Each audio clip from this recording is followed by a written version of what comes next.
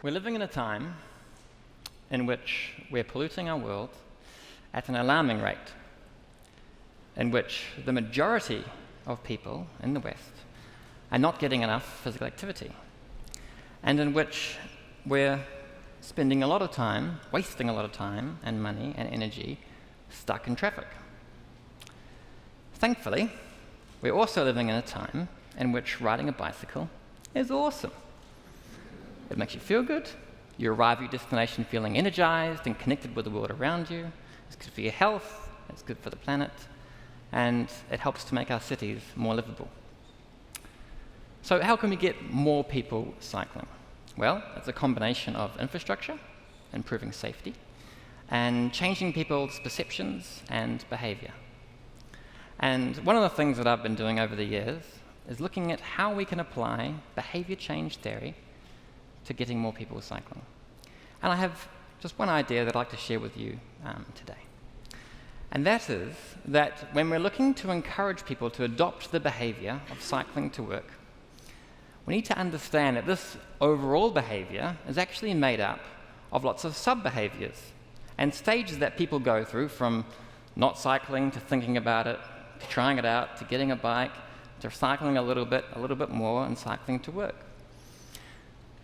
And within each of these sub-behaviors are a number of barriers that people need to overcome to get to the next stage. And so this is important that we understand this when we're trying to encourage people to take up cycling. Because if we say to someone who's down here as a non-cyclist, hey, you should cycle to work, it's good for you, you'll save money, it's good for the environment. It's kind of a big ask. And we need to keep this in mind because our energy is much better spent focusing on the next little step that we can get people to take. And one of the strategies that we have found to be quite effective in getting non-cyclists to take up cycling is simply encouraging them to have some fun and ride a bike for just 10 minutes. And what we find when people do this is they go, actually, this isn't so bad. This isn't as hard or as scary as I thought cycling was. This is actually quite easy and quite fun.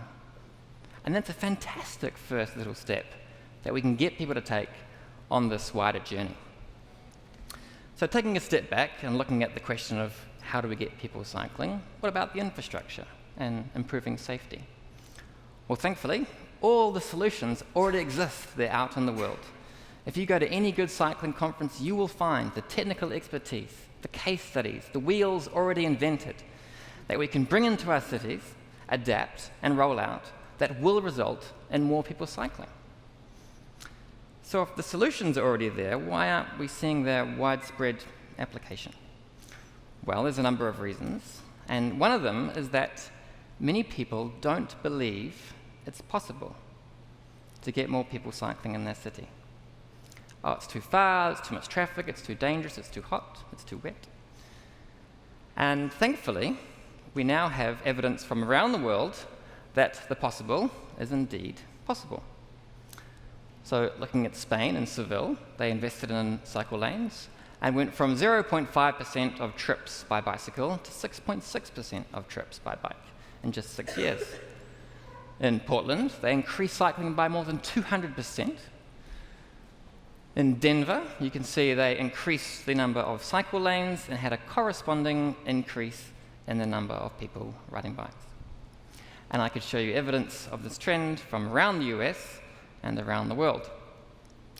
Now, just to be clear about what I'm not saying that we can turn every city in the US or the world into a Copenhagen or an Amsterdam, where about half of all the trips are done by bike.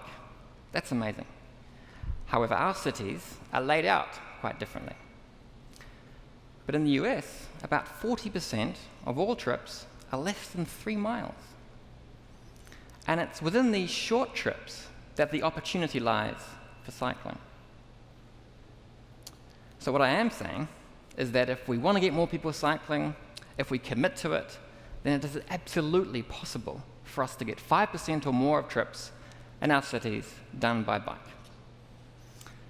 And finally, I think it's interesting that when we look at some of the other problems that we're facing in the world today, one of the barriers that we may be facing is that many people don't believe in what's possible But thankfully, I feel that the tide is turning, and more people are believing in what's possible in their own lives, for our communities, and for our planet. And so let's keep on believing that we can make the possible our reality, and let's make it happen. Thank you.